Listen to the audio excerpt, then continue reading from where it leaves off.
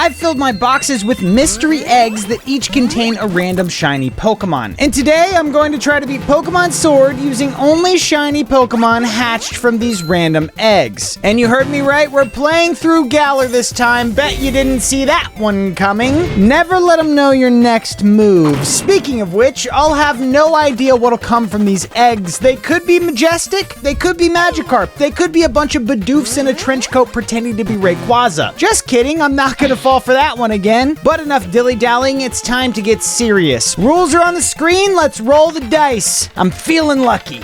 Anyone who has played Sword and Shield knows that they really take their sweet time at the beginning of the game to let you get to the Pokemon Center, so I'll briefly recap the start of the run. I picked Grookey as my starter and named him Clover for good luck. Oh! And would you look at that? A female Grookey! There's only a 12.5% chance of that happening. Pretty lucky indeed, aren't you? We quickly humbled Hop, we had that weird story moment in the woods, I said goodbye to my mom forever, yada yada yada. And we're finally at the Pokemon Center. Okay, egg time. It looks like Clover's luck really did rub off on us because our first shiny egg is a Keldeo. Thank you for your service, Clover. Now off to the PC with you. I've got a brand new pony to play with. I named our first team member Pegasus after the mythical creature itself. A fun thing about Keldeo is that once I unlock his Resolute form, he gets a literal sword mounted to his head, which is quite fitting since we're playing Pokemon Sword. I gotta say, this run is going great so far. Our next battle against Hop goes smoothly as well. I just used the move Work Up a bunch to sweep his entire team. Honestly, I bet I could solo this entire run with just me and Pegasus.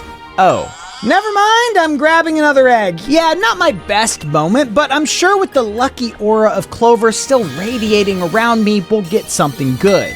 Oh, hey, Blipbug. I guess you're alright. Actually, I'm pretty cool with this since I do like Orbeetle a good deal. Kinda underrated, generally. And I mean, look at its shiny palette. It looks like a blueberry. In fact...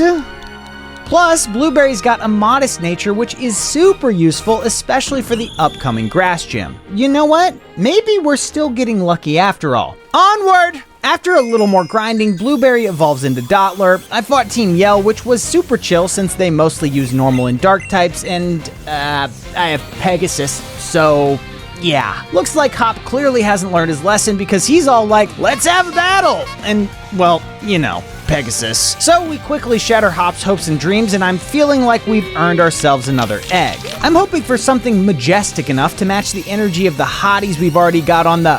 Oh... No, this is fine. Arctivish is pretty funny, actually. I'm a big fan of the fact that his head is more than twice the size of his fins. So I shall name you Flipper. Alright, team's starting to take an interesting shape. Hey, I've got an announcement for the true Quinn fans out there, so if that's not you, just skip this. Timestamp is on the screen. Alright, now that they're gone, if you're liking this challenge, I've got a special members-only video that you'll love. Go check it out after this one to watch me continue this run into the post-game and hatch 10 additional shiny eggs where we get the craziest shiny Pokemon and complete the post-game storyline to become the best shiny trainer in Galar. I'll be posting lots more content for my members from now on, so go join now. I would love to see you there. The team has grown over time, and you joining as a member helps support all the talented people that make these videos happen, so we would really appreciate your support. Anyway, back to the run. So after traversing the Galar mines, I ran into Bede, and the two of us engaged in a duel.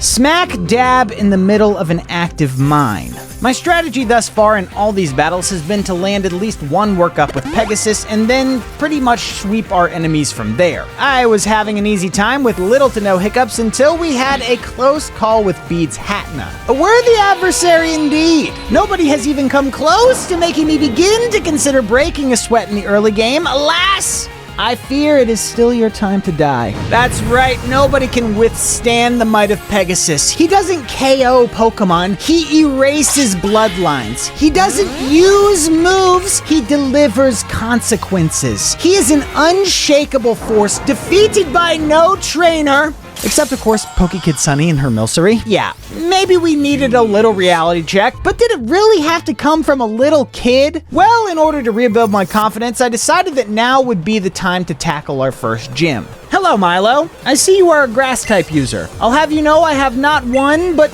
2 water types on my team. Do your worst. Surprise, Bug! Whoa!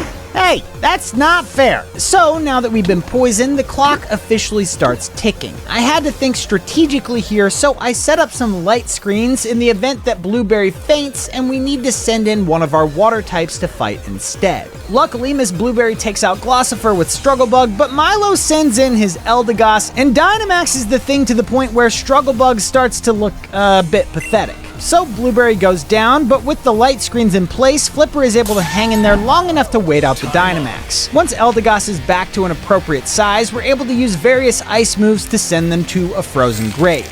It'll be a cold day in hell.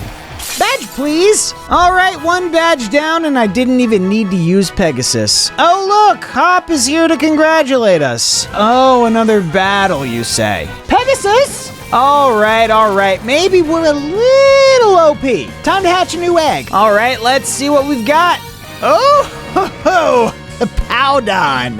Nice. I, of course, nicknamed him Moo Dang after that baby hippo that was once so popular. You know, the one that bites people? But he's just a little baby, so we've taught him violence is okay. Yeah, that one. Luckily, the real Moo Dang isn't a fully grown hippo with consequences, but our Moo Dang is. One other thing to note is that our Moo Dang has the ability Sand Force, which increases the power of ground, rock, and steel moves while in a sandstorm. I can already tell this guy's going to be a killing machine at the next gym.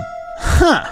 Yeah, maybe Moo Dang sits this one out. Never fear, Flipper is right at home in this type of environment. Unfortunately, we only really have water-type moves that'll be useful here. You know what they say about fighting water with water?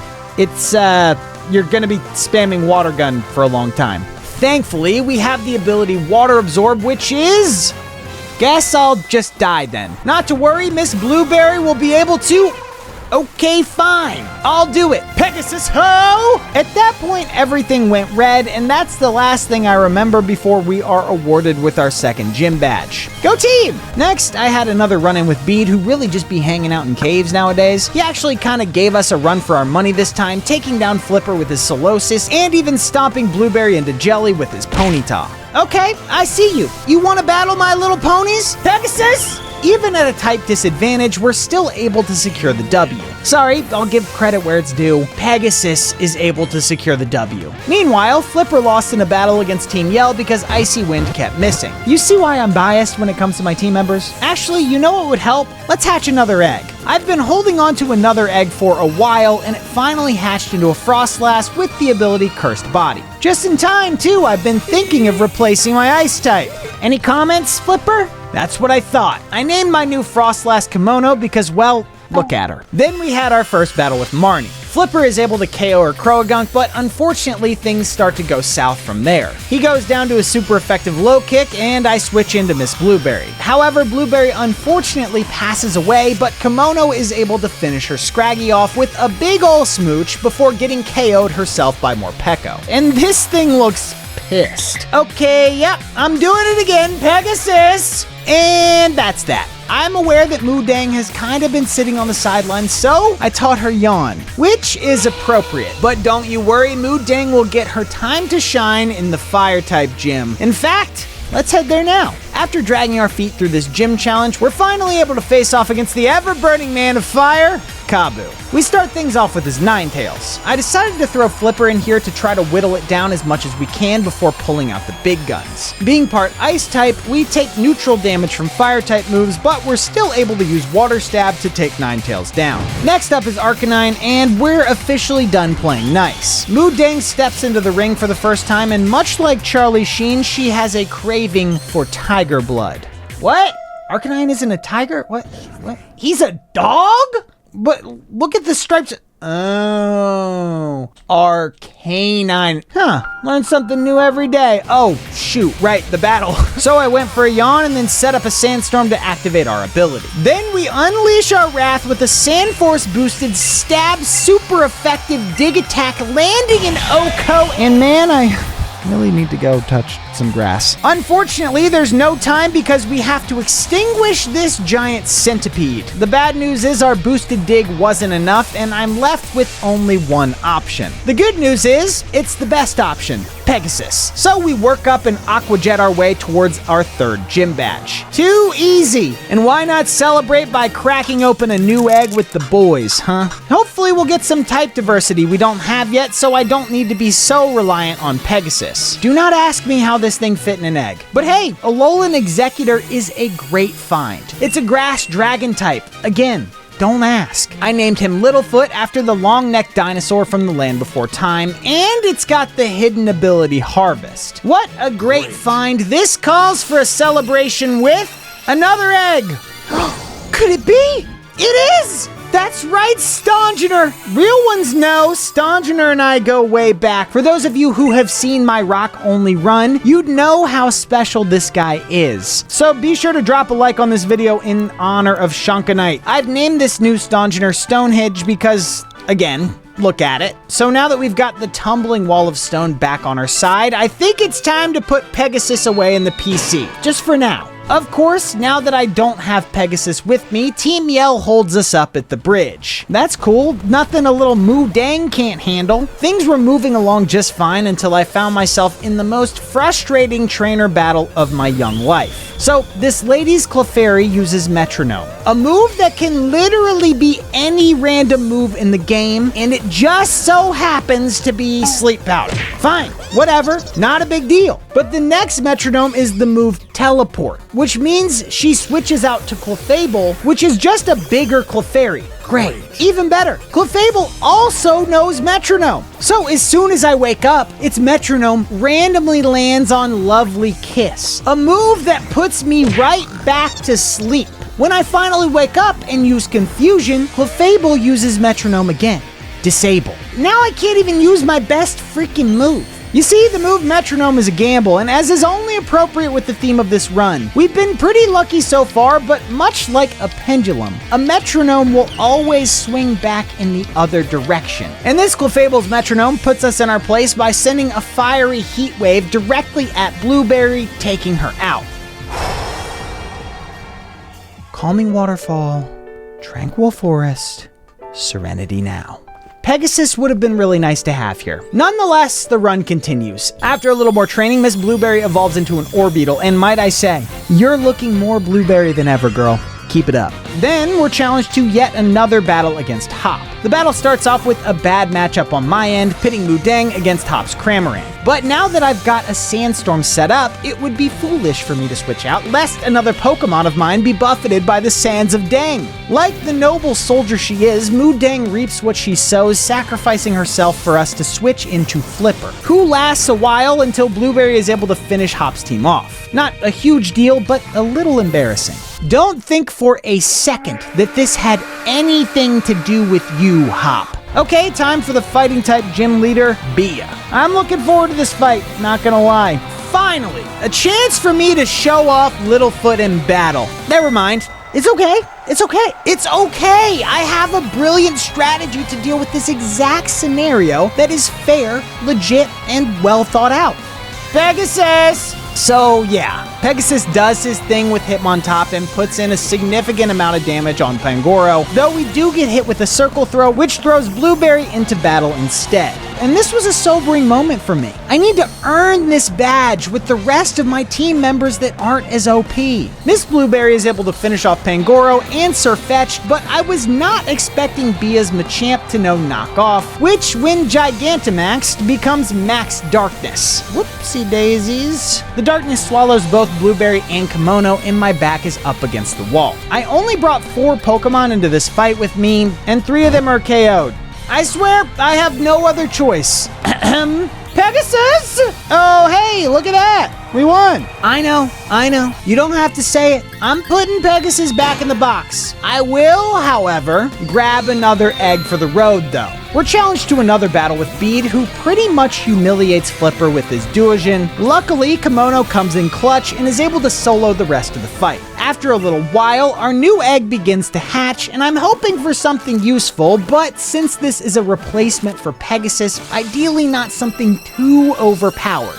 Well, rules are rules. I can only use Pokemon that hatch from the eggs. My hands are tied, guys. What can I tell ya? I named our new team captain Lucius and swapped out Flipper and Mudang to make space for this actual Leviathan on our team. And, to grab another egg because darn it, it's just too much fun. And while doing some more grinding, the other egg hatched into a Mareanie.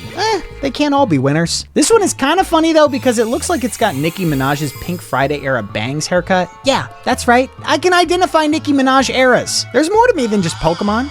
Anyway, back to Pokemon. I'll nickname you Nicki after Nicki Minaj's Pink Friday era bangs haircut, of course. Actually, now that I think about it, the next gym is a fairy gym. This little poison type may have come at the perfect moment. To the fairy gym! Away! First, we gotta take on the gym challenge. Piece of cake!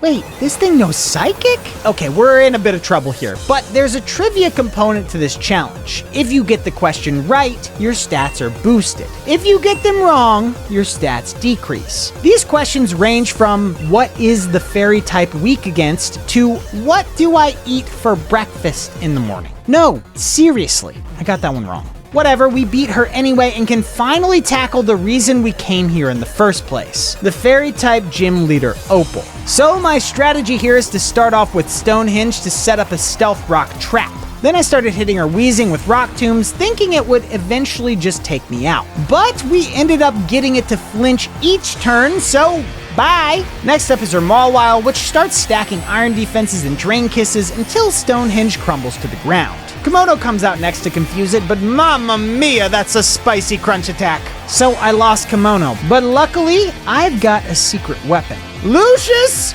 Who I am just now remembering is a dragon type and weak to fairy. Nothing a little dragon dance can't fix, right? Wrong! It took just a couple draining kisses to embarrass Lucius in his first major battle. Don't worry, we brought a poison type to the fairy gym for a reason. Nicki should be able to finish off Opal's Mawile, who I am just now remembering is part steel type and immune to poison. Well, that was embarrassing, right guys? Okay, let's get serious. Round 2 against Opal, and this time I'm packing heat, or sand. Yeah, I gave Stonehenge the move Sand Tomb to add to his bag of tricks. First, I used Gravity to eliminate that ground immunity on Weezing. Then I set up a Sand Tomb to chip away at it each turn. Then I Rock Tomb it to death and bada bing bada boom, we're one Pokemon down already. Well. If it isn't Mawile. You might have Intimidate, but you don't scare me. Okay, I'm a little scared. Thankfully, I was able to land a Sand Tomb on it before fainting, so at least there's that. Plus, Kimono is able to hex that little bugger into the Shadow Realm before we're taken down by her Togekiss. Okay, this is fine. No need to panic just yet. I sent out Nicki to... Whoa! Not okay! And why did I use Toxic Spikes? Stupid! Spoiler alert, we lose the rest of the battle with Lucius. Now, I'm starting to second guess my team. Is it Pegasus time? No, not yet. I just gotta believe. Third time's the charm. I march right back into Opal's gym, kick the doors open, and demand a rematch. My pride is on the line here. This time around, nothing fancy, no theatrics. I'm just going for an all-out assault. Is it the best strategy? Probably not. Does it help relieve my anger?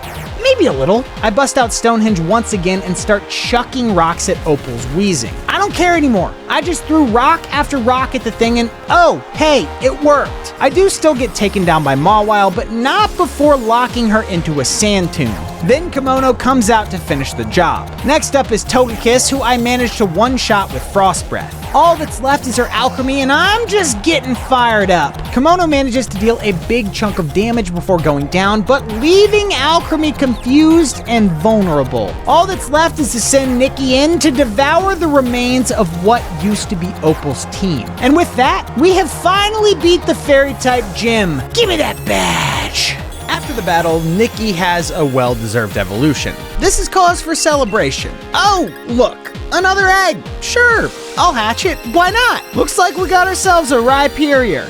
Not a bad hatch whatsoever. I'll name him Bob, as in the Builder. I don't know. Something about that yellow tool belt inspires me. And of course, here comes Hop to try us once again. After setting up 2 dragon dances with Lucius, I thought I could quietly hear Hop either crying or praying. Doesn't matter because we made quick work of the little boy. This is cause for another celebration. And we got a Whirlipede with the ability Speed Boost. This ability is, well, exactly as it sounds. We get a boost in speed after each turn. It's pretty good.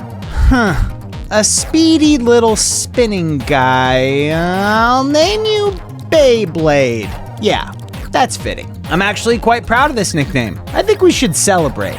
Whoa! Whoa! Salamence! We are really killing it with the luck this run, it seems. I mean, after all, the secret to successful gambling is to keep going because you will only do better the more you gamble. Right? I named our new dragon buddy Shenron, but unfortunately, I'm realizing that we can't really bring him with us to the next gym. Same goes for Lucius since they're both flying types and wouldn't fare too well in a rock type gym. So I put my dragons away and decided I'll try to hatch another egg that would be more useful in the next gym. So I grabbed another egg from the PC and a bug fire type. I somehow got an even weaker matchup against rock types. Don't get me wrong, Larvesta is great once you invest in it, and this guy will surely get his time in the sun. Speaking of sun, I named him Helios. If you know, you know. I'll hang on to him so he can gain experience, but I'm not gonna be using this guy in the gym either, so just one more egg. I promise this'll be the last one for now. I just need something that'll be good for the rock type gym. Dang it! All right, fine. I get it. I'll take a break from the eggs. Plus, I kind of like this guy. His shiny color scheme is nice, and he's got the hidden ability Big Pecs. A flying type is always good to have, even if he won't be very useful in the next gym. Welcome to the team, Robin. Okay, enough clowning around. Let's get this gym over with. Gordy opens the battle with his Barbaracle. Child's play. A Giga Drain from Littlefoot takes him down nice and easy with that sweet, sweet 4 times effective stab. His Shuckle doesn't prove to be much of a threat either, regardless of the neutral type matchup. We're already 2 Pokemon down and Littlefoot is just getting started. Oh, he's got a Stonjourner. As somewhat of a Stonjourner connoisseur myself, I know the potential capabilities of, and he's dead. Next! Finally, Gordy lets loose his Colossal, which is enough to make me activate gamer mode by sitting slightly more upright. Okay. No big deal. I'm not scared of you. Holy sh**. Wow. Okay, Gordy doesn't play. Thankfully, his Gigantamax wears off, and I'm able to secure the win with Mudang, but some mental scars will never heal. Without even participating in the battle, Robin evolves, which leaves me with a bit of optimism going forward. I decide to swap out some team members and head into a local restaurant to unwind when I, of course, run into Hop. Oh, and Sonia. Hello, ma'am. Tell me, is this guy bothering you? Well, I can certainly have a talk with him. Pegasus! Bam, bam, bam, bam! After that's all said and done, I reward myself with, drum roll please, 2 more eggs. What? I've been good lately. I deserve a treat. The first egg hatched into a Zamazenta, which is funny because we're playing Sword. I decided to nickname him Arthur after some potential Galar lore. Basically, there was an event for Pokemon Sword and Shield a while back where the player could receive a shiny Zacian or Zamazenta. The interesting part is the original trainers' names were Lancer and Arthur, who are speculated to be the names of 2 ancient heroes in Galar's history. Oh, the second egg? Marshtomp. Yeah, I named him Thanos because he's pink. After a fight with Team Yell, Shenron got absolutely bodied, which is embarrassing for me, but I was able to take them down with Beyblade, which is embarrassing for them. Also, once again, Robin evolves after doing absolutely nothing. Starting to look more like Batman than Robin at this point. Afterwards, I hatched another egg, which was a hidden ability Tyranitar, whom I named T-Rex, as in Tyranitar Rex. With all this newfound confidence, I'm primed and ready to have another battle with Marnie. And Shenron basically single-handedly whooped her entire team with a Moxie sweep. Alrighty, what's next? Oh, yes! Pierce, the Dark Gym Leader. For the common folk who have made it this far into the video, Dark-type Pokemon are weak to Fairy, Bug, and Fighting moves. So, in order to completely decimate the next gym, I want to stack my team with super effective moves. So, I taught Arthur Close Combat and evolved Thanos so I can teach him Hammer Arm. And might as well throw Beyblade on the team as well for that Bug Stab. Pierce? Say your prayers. After wiping through all the pre-battle trainers in the gym, we finally meet face to face with the My Chemical Romance reject himself in what looks like the lamest rock concert I've ever seen. This game costs $60, by the way. Nonetheless, we have a job to do. The battle begins with Pierce sending out his Scrafty, so we bring Shenron out to play. Buddy probably thought he was cooking, bringing out a fighting type, thinking he can cancel out whatever super effective move we're gonna bring. Too bad my Salamence knows fly. Dragon up, Scrafty goes down, and next up is his Malamar. See, this would be a good opportunity to use Beyblade for that 4 times effective KO, but I think Shenron's got it covered. Sorry, Beyblade. It's funny actually, with the 2 Moxie boosts on Shenron, I can probably wipe this entire team with just,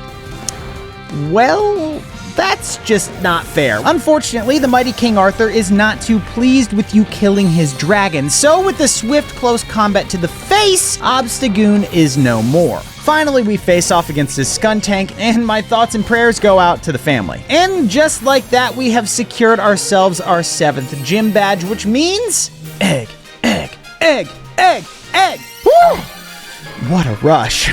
Looks like we got a Tauros with the ability Sheer Force. I named him El Toro, which is Spanish for bull. Yeah, read a book for once. I also hatched a Dusknoir, which I will name Noir, because I'm running out of creative names. Ultimately, I just want to expand our options as much as possible, so we head into the next gym with the best team we can build. The next gym is, of course, Raihan. He's the last gym leader, and he claims to be a Dragon-type user, but he's got some ground and rock types in there as well. So I bought the Blizzard TM, which should come in handy. But this isn't enough. I hunger for more strength, and only eggs can sustain me. I had hoped we'd get some more legendaries given the luck we've been having up until this point, but the universe basically said, no, Quinn, you've had enough. I'm cutting you off. Now give me your keys. So our next hatches were a Shinx that I will name Sphinx and a Wooloo which I named Bleep, because it's a black sheep. And it's also a clever nod to the sound sheeps make, which is of course, bleh.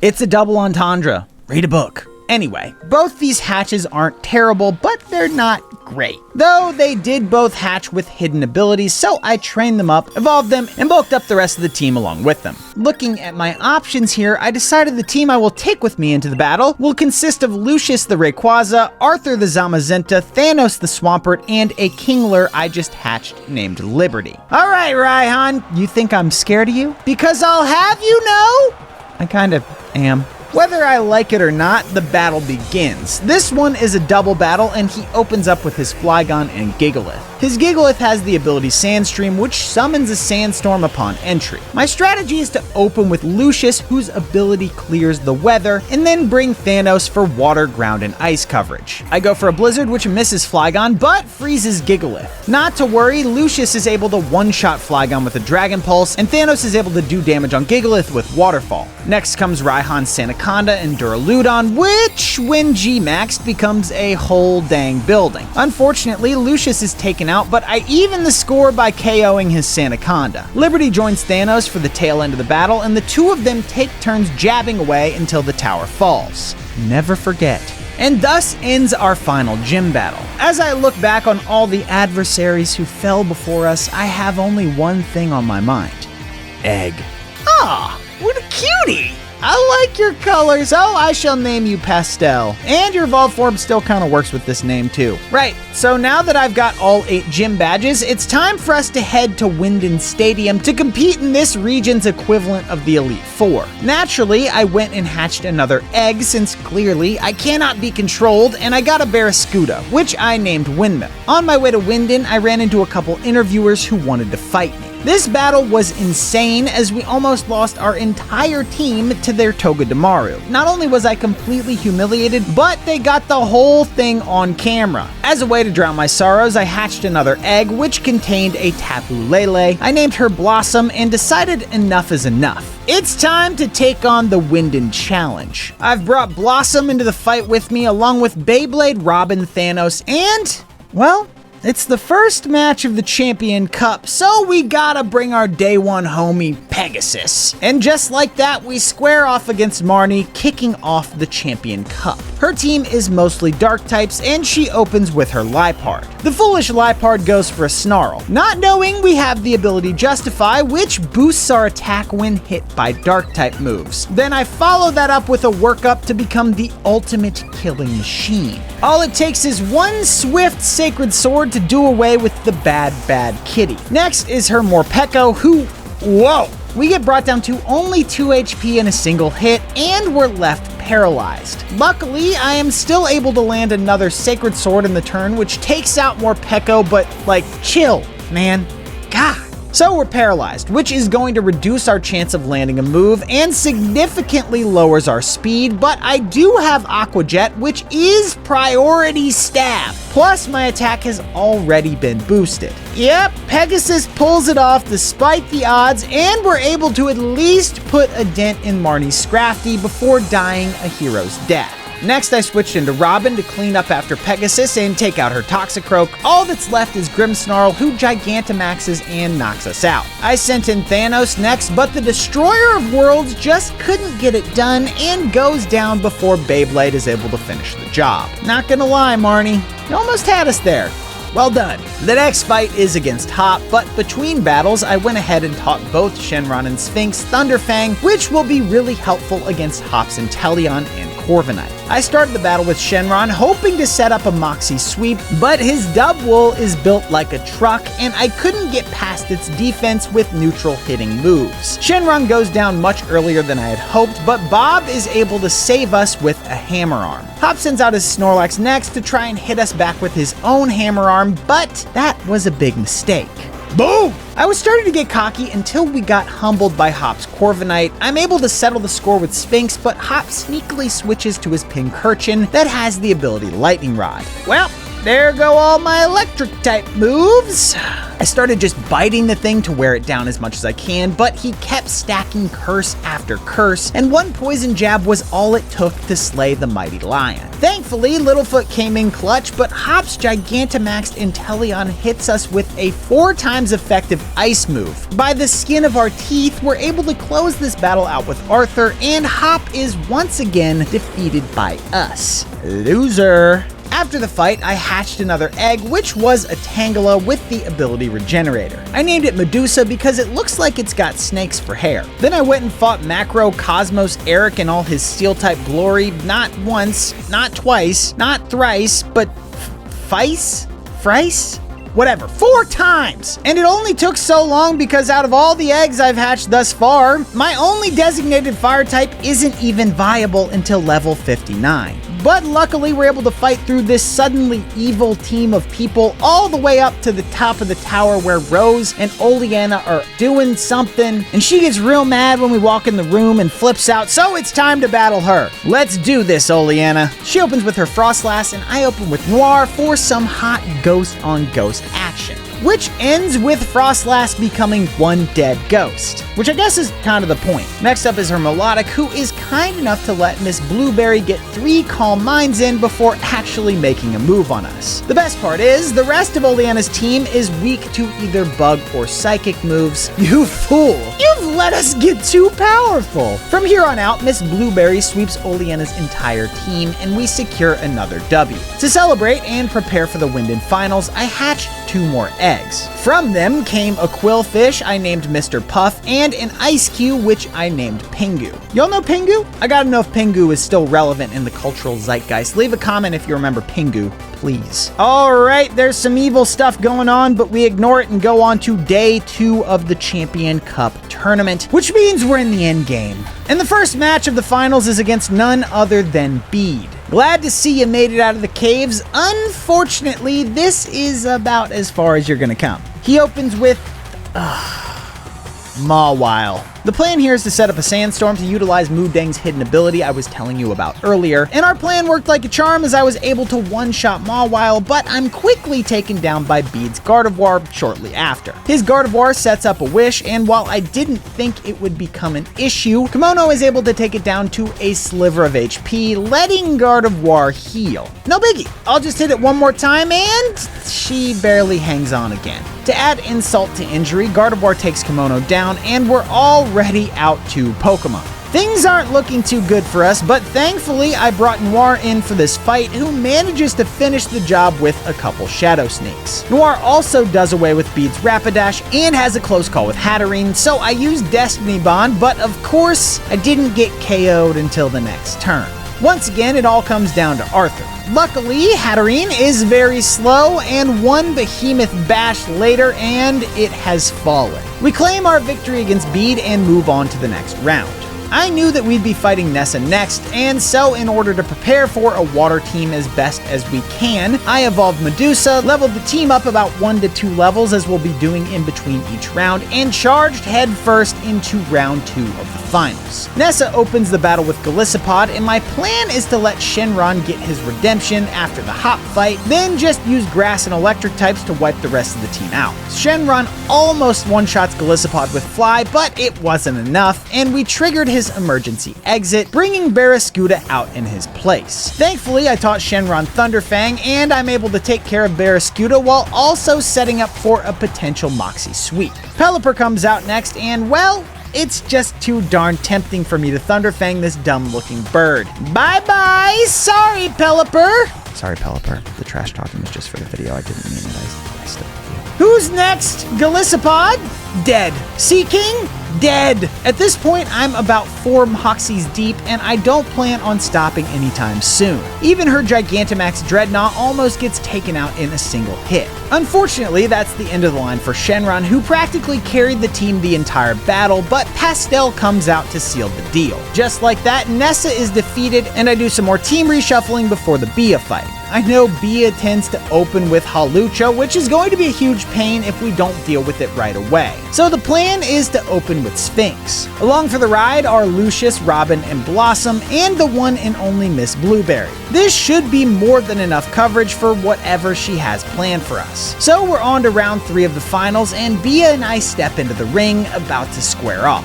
As I expected, she opens with Hawlucha, who tries to go for a high jump kick, but crashes, tragically. Then Sphinx nips that threat in the bud, giving us an early lead in the battle. Thank you for your service, Sphinx. You may now Volt Switch out and let Blossom take it from here. So Bia's Phalanx uses No Retreat to boost all of its stats, then follows it with a Bulk Up. But Blossom basically just said, "Nuh-uh," and took them out in a single hit. Oh, but she's not done yet. She's still hungry. So she decides to take Bia's Sirfetch'd and Grapploct as her next victims, and polishes off Bia's G-Max Machamp for dessert. My compliments to the chef. Next!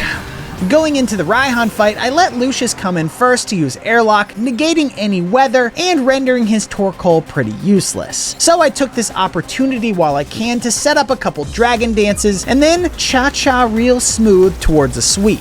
Torkoal is down for the count, but I only do about half of the HP on his Turtonator before my untimely demise. Bob doesn't like that one bit and comes out to deliver a Revenge Earthquake to take Turt out, only to drown in a Goodra Surf right after. And now it's time for the long-awaited return of Flipper. Will he redeem himself for his previous terrible performances? Well, not really. Even a super effective Stab Freeze Dry doesn't do much against Goodra. Now I'm beginning to sweat. That is until I call upon Thanos to nearly KO the Goodra with Ice Punch, then leaving it frozen in a block of ice for us to have at. Whew!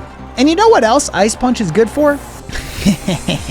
Hello, Flygon, and goodbye! The pendulum swings back in our favor as all we have left to take care of is Raihan's Duraludon. Thanos barely hangs on after eating a G-Max depletion and is able to send this building of a Pokemon crumbling down with an earthquake. It was a close one, but Raihan is once again defeated. After the battle, I decide to roll the dice one more time and hatch 2 more eggs. The first one was a Regieleki, which I named Tesla, after Nikola Tesla, as a nod to his work in electricity and electromagnetism, and not after, you know. The second egg contained a Corsola, which I nicknamed Greta, and quickly evolved it into a Cursula before the world descends into madness and we're forced to fight the chairman of the entire Pokemon League for some reason. I mean, I feel like we've known that this guy is evil for so long, and we're just letting it get to this point before we do anything about it. Like, what? Anyway, we go back to Hammerlock to stop this big bad boy from doing whatever he wants to do. All right, ready? Let's do this. So we enter Rose's lair, and the battle quickly commences when he sends out his Escavalier.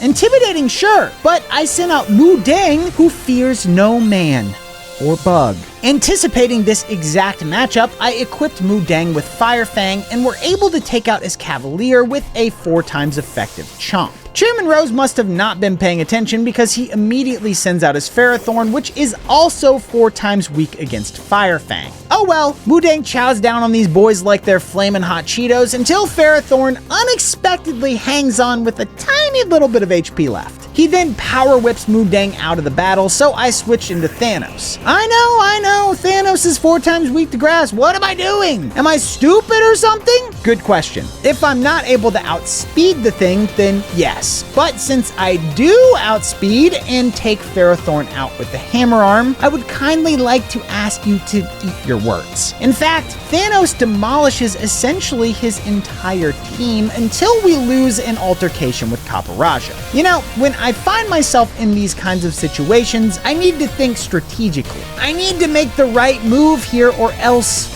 Nah, I'm just kidding. Pegasus! And thus concludes Chairman Rose and his evil plot. And as a little bonus treat, Helio, the Larvesta we've been holding onto for so long, finally evolves into a Volcarona, which means it is finally a viable fire type in battle. We are about to watch the world burn. But first, we have to save the world from Eternatus and all that. Anyway, now it is finally time for the moment we've all been waiting for. A bajillion shiny eggs versus the champion Leon. I step into the arena and am face to face with the man, the myth, the legend. One of the worst beards in the Pokemon franchise, Leon, the champion of Galar. Okay, Helios, this is the moment we've been saving you for. I choose you! I wasted no time by using Quiver Dance twice to take advantage of Leon's Aegislash, misplaying a King Shield. From then on, I was able to plow through not just his Aegislash, but his Seismitoad and Haxorus too. In fact, we almost bodied his Cinderace as well. Unfortunately, it was just barely not enough, and Helios goes down to an Acrobatics. But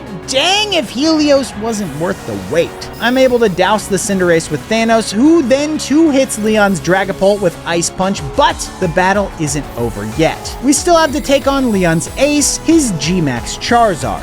Knowing there wasn't much left I could do here, I sacrificed Thanos to allow for a clean switch into Medusa, who I also sacrificed in order to stall out the Gigantamax. It's almost worn off, but I did have to let Bob take a dive for the good of the team. Luckily, T-Rex was able to get Charizard with his guard down and hit him with a 4 times effective Stone Edge. At that moment, I felt a calm wash over me. We did it. We defeated Leon and became the champion. All it took was a bunch of eggs, a dream, and luck.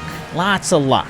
But hey, if you enjoyed this run, I've got good news for you. We don't have to call it here. There's still an entire post-game to explore and a lot more eggs to hatch. Believe me, I won't hesitate to hatch more eggs. So if you want to see the exciting conclusion, you can sign up to become a member of the channel and get access to our premium videos, like this one where we take on the post-game of Pokemon Sword and hatch a bunch more shiny eggs. So what are you waiting for? Become a member of the channel to get full access to the post-game run and much, much more. Thank you so much for watching. Be sure to subscribe to the channel if you haven't already. Till next time.